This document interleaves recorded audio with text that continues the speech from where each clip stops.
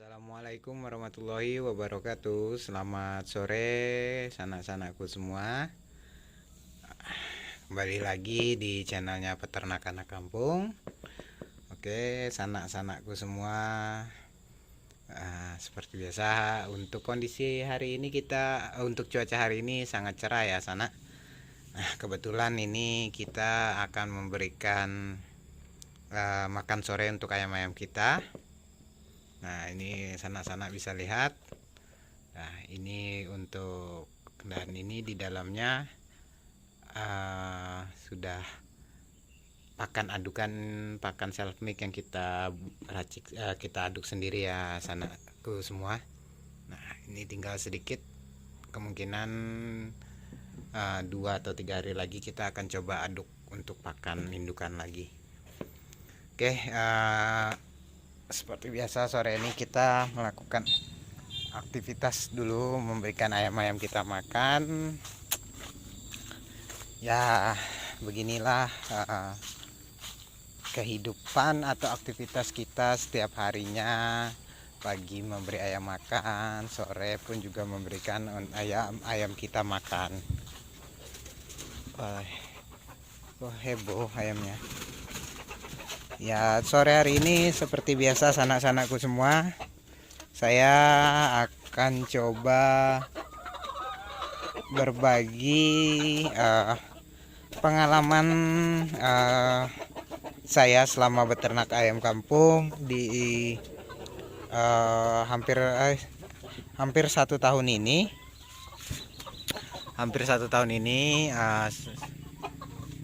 Bagaimana pengalaman saya. Nah, inilah kandang reot di peternakan saya ya sanak-sanak semua. Oke, nanti kita akan coba cerita sedikit tentang pengalaman atau perjalanan farm peternakan anak kampung selama 1 tahun berternak ayam kampung. Oke, kita lakukan untuk memberikan makan mohon maaf, kita lakukan pemberian makan sore hari dulu ya sana. Mereka sudah tunggu. Nah, jadi saya di sini akan coba berlanjut berbagi dan bercerita pengalaman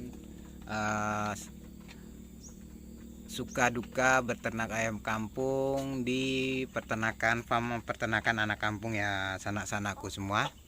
Nah, jadi selama saya beternak ayam kampung itu kurang lebih 1 tahun, itu banyak yang sudah saya alami, baik suka dan dukanya. Nah, jadi masih lebih banyak dukanya selama 1 tahun ini, karena proses untuk menjadi peternak mandiri ini juga bukan hal yang gampang ya sanak-sanakku semua. Kita benar-benar harus punya yang namanya ilmu pengetahuan tentang ayam-ayam. Kita juga harus memiliki pengalaman ketika ayam-ayam ini sakit. Kita harus tahu juga bagaimana manajemen alas kandang, bagaimana kandang yang cocok untuk ayam-ayam kita, lalu cara menetaskan telur ayam seperti apa. Pokoknya masih banyak lah ya sanak-sanak semua. Itu dari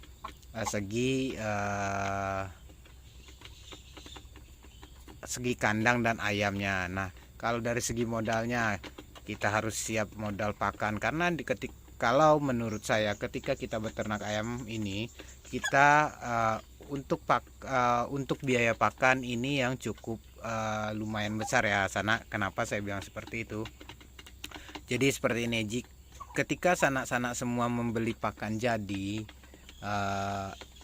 otomatis itu biayanya akan lumayan tinggi. Nah, kalau dalam satu koloni ayam ini aja dia bisa menghabiskan kurang lebih per ekornya 90 sampai 120 ons, atau ya per ekornya 90 sampai 150 ons.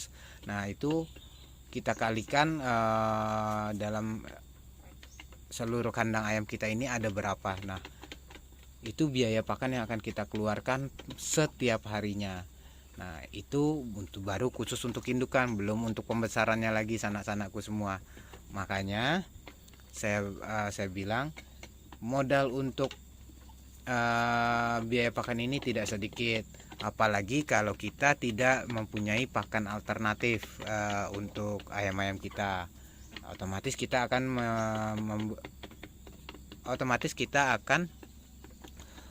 membeli pakan jadi terus seperti itu. Itu untuk ayam ayam indukan kita. Beda lagi nanti dengan ayam pedaging kita. Nah, di situ saya sudah merasakannya juga. Lalu dari segi eksternalnya ya sanak-sanak semua. Kalau dari segi eksternalnya ya sanak-sanakku semua, ya contohnya predator. Kemarin di kandang saya ini sempat kemasukan ular sanca ya sanakku semua. Itu ada beberapa ekor ayam saya yang mati dibunuhnya, lalu ada beberapa ekor juga yang dimakan. Nah, itu dari segi eksternal hewan predatornya, lalu juga dari predator manusianya. Nah, jadi di predator manusia kepala hitam ini jauh lebih menyeramkan sanak-sanakku semua. Kemarin, ya bukan kemarin sih, sempat 1 minggu yang lewat. Nah, nih kandang ini seperti kemarin diisi, lalu telah dicuri oleh orang dengan predator kepala hitam ya sanak.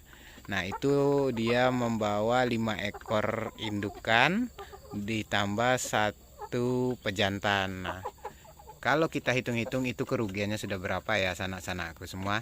Nah, tapi saya berpikir mungkin itu belum rezekinya saya. Ya, mudah-mudahan Allah Subhanahu wa taala mengganti apa yang menjadi milik saya nantinya. Nah, jadi beternak ayam ini sangat-sangat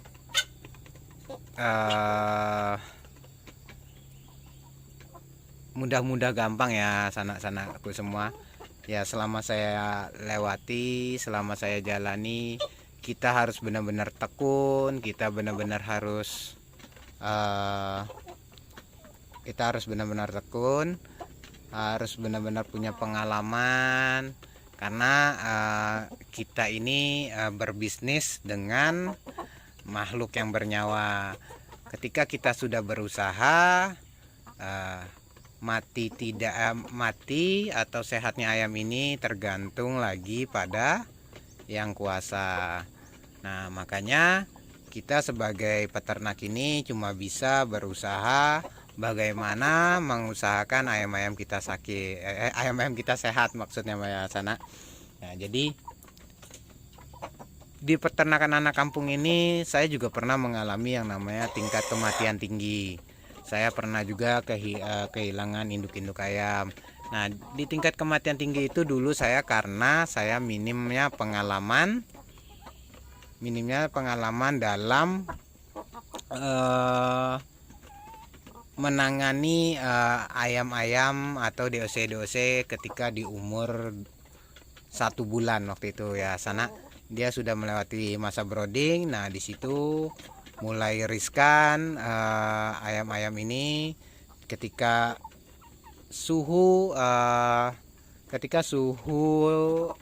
kandang itu tidak sesuai. Nah, pasti akan ada banyak angka kematian, dan